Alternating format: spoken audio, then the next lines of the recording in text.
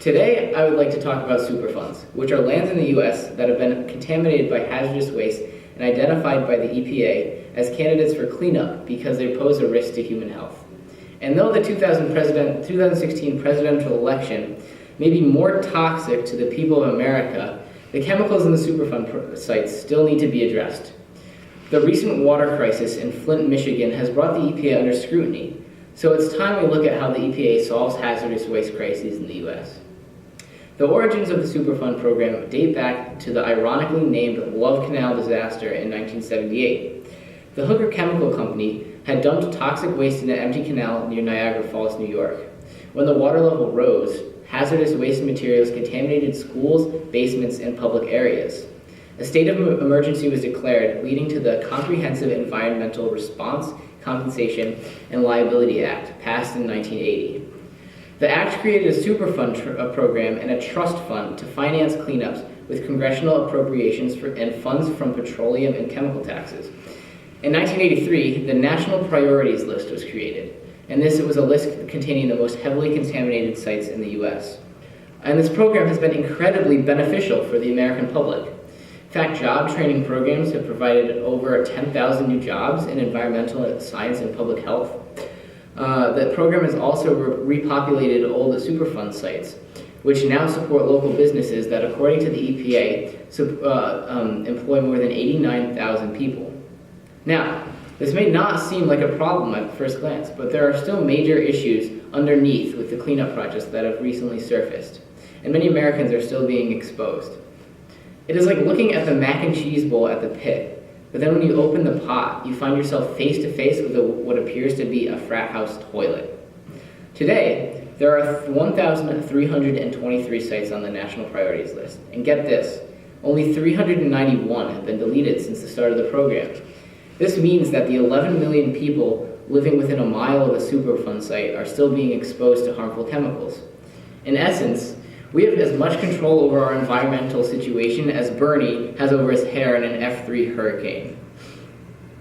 In 1987, as part of the Superfund Amendments and Reauthorization Act, the Superfund Research Program was created in order to understand the toxicity of industrial chemicals, many of which can be found in Madam Supreme Clinton's favorite drink as part of her plan to become impervious to any harmful substance. For example, arsenic is a carcinogen, benzene affects DNA and immune response, lead affects behavioral and learning problems, slows growth and causes seizures, coma, and even death. PCBs are related with developmental disorders and cognitive function. Mercury is released from mining and chemical activities, and both mercury and a related compound, methylmercury, affects cognitive function, memory, attention, fine motor skills, and causes tremors, kidney failure, muscular atrophy, decreases in mental function, respiratory failure, and death. Interestingly enough, Ted Cruz is found to have the same effects on those he talks to. In 2002, a mining area in Libby, Montana was put on the NPL due to contamination from vermiculite mining. Asbestos, found in vermiculite, is a fibrous mineral that is invisible until you already have it in your lungs. It causes lung disease, cancer, and mesothelioma. A study published in 2015 described the contamination as insidious because exposure risks range from burning firewood to walking to a nearby grocery store, methods no one is likely to expect. So next time you're shopping for cereal, don't buy the fucking box of asbestos. Even though they have 2 box stamps, it's a trick. They are not part of a well-balanced breakfast. You've always liked the delicious, non-carcinogenic taste of Frosted Flakes, so why change? All jokes aside, the residents of Libby are seriously affected. I'm trying to get oxygen in it. I can't. It just won't expand anymore. The mine was open from 1923 to 1990. 1,500 have some degree of asbestos-related disease. But there's always that one guy.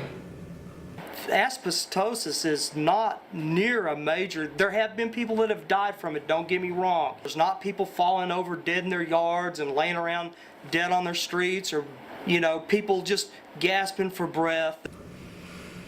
Gasping for breath? I think this guy's been watching a little too much of The Walking Dead if gasping for breath isn't a big deal. It's not like other diseases. You don't see an arm missing or, a big gouge in the side of their head, or, you don't see any of that. You just see a person that looks essentially normal. Yeah, my parents died of it, and then my husband and I are both diagnosed with the disease. My nephews both have it. Their father died of meso. My sister has it. We can't hide this and say, oh, everybody in Libby isn't dying. Everybody in Libby could die. And so we've got to continue to face reality on this situation.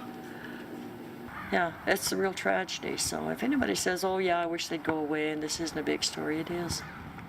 But stories like these are all too common among people who live near Superfund sites. For instance, at the Bunker Hill Mining Corporation, now a major Superfund site in Kellogg, Idaho, the mining corporation had been releasing lead-laden smoke into the atmosphere, and people like Paul Flory grew up in that community. Some kids had as much as 80 milligrams per liter in their blood. The limit, according to the EPA now, is 5 milligrams. And when told about the contamination in 2004, this is what he said. When they told me what the symptoms were, I said, that's me, that's my life. I've had mental issues all my life, so when I found out what it was finally great to know. Like Paul, babies and children are very susceptible to the toxins in Superfund sites, exhibiting underdevelopment, growth problems, and premature births. In fact, a 2011 study organized data about births from people living within a half a kilometer of 154 Superfund sites. What they found was promising. They noted that there was a 20 to 25% reduction in birth anomalies after the site was cleaned up. This tells us that we need to get our heads out of these toxin-filled clouds. We're playing a game of Russian roulette, except instead of pointing a bullet at your own head, you're pointing a neurotoxin at yourself and your children. One major failure in the Superfund program is communication, and many people don't even know what a Superfund site is, let alone how the EPA plans to clean one. In a poll taken at the University of Rochester, only 14.8% of people knew what a Superfund site is. Taking this as a pretty educated populace, the rest of the country might be woefully uneducated about the risks posed by Superfund sites. And there's a National Geographic site that actually tells you how close you are to one. You might just be surprised. Donna Reservoir is a PCB-contaminated lake in southern Texas. It was put on the NPL in 2008.